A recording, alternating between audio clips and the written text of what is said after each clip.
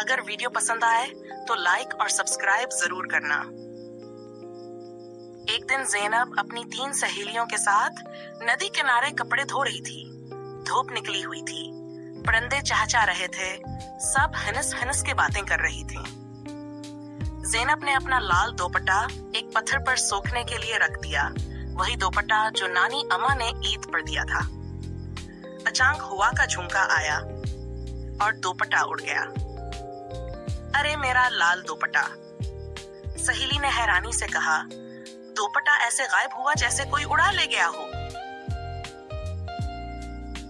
इसी रात गांव में अफवाह फैली, जंगल में फिर से पुरानी चड़ेल देखी गई है। लोग कहते थे वो औरतों के दोपट्टे चराकर जादू करती है। ज़ैनब गुस्से से बोली, मेरा दोपट्टा है, वापस तो लेना पड़ेगा।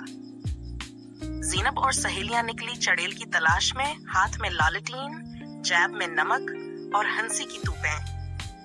जंगल में घुप अंधेरा था, तभी आवाज आई, हा हा हा, लाल दोपट्टा अब मेरा है।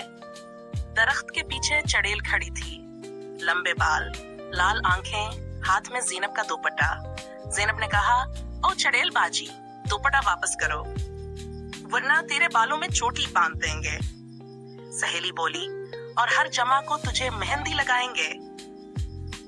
चड़ेल हैरान रह गई, तुम मुझसे नहीं डरते? ज़ैनब बोली, हम सिर्फ अल्लाह से डरते हैं और बाकी सबसे हंसी मजाक करते हैं। चड़ेल की आंखों में आंसू आ गए। मैं अकेली थी इसलिए डराती थी। ज़ैनब ने कहा, चलो अब तुम हमारी सहेली हो। चड़ेल ने दोपट्टा वापस कर दिया, वादा किया कि अब किसी को नहीं डराएगी और हर जमे ज़ैनब के साथ चाय पिया करेगी।